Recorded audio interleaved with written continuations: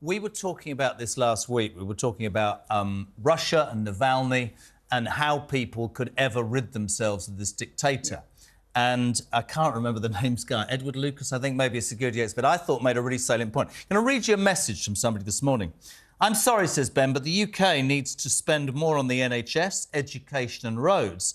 Sending money to foreign countries should be a distant second to spending on our own people. What Edward Lucas said, and what I agree with, is that this is actually our war.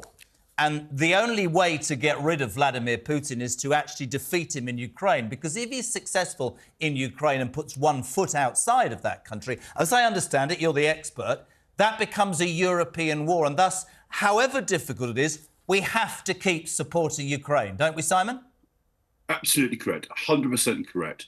The reality of life is that Russia has now been turned effectively into a war economy. 1/3 of all Russian government expenditure is now spent on military spending. They are spending something like 6% of their GDP on military efforts. They're currently producing more ammunition, in terms of really important ammunition, like artillery ammunition. They're producing more artillery ammunition. Unfortunate. We lost him. We're just battling with the line. What a shame. If we can re-establish connection with Simon, we will.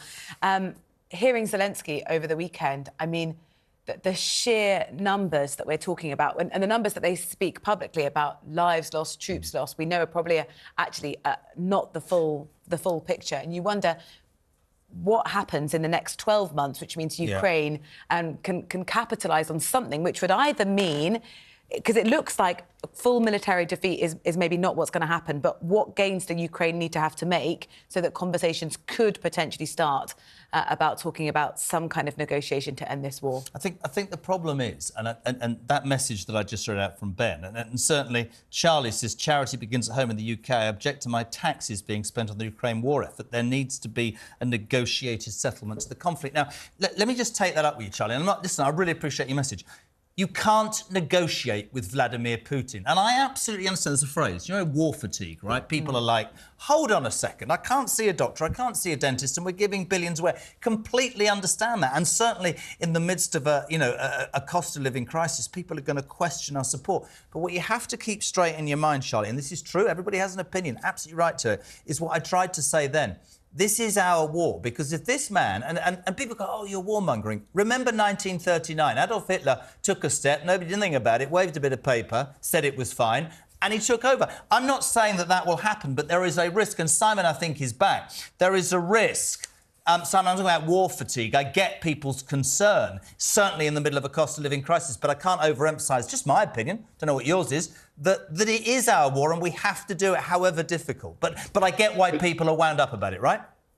Yeah, no, I get that as well. I mean, every penny spent on defence, whether it be our defence or the defence of a country like Ukraine, is obviously a penny that could be spent elsewhere.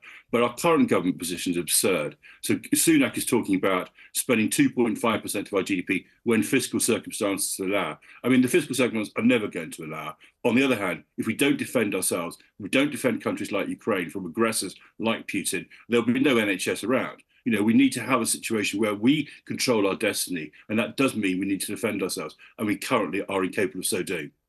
It's really interesting. Simon, how do you see this war ending? I fear it may end up messily. I mean, the situation I think this year is going to be difficult. There will be more resources brought forward to Ukraine, but I say Russia has turned itself into a war economy. So I think this year may well be a kind of year of stalemate, continued attrition, and we heard the casualty figures from President Zelensky. Next year may be slightly different. What will happen this year is the Ukrainians will start to receive the F-16s, which they have been promised, and also while we're well behind where the Russians are at the moment in terms of production, by this time next year, our arms production across Europe may well have increased to start to give a potential material advantage to Ukraine.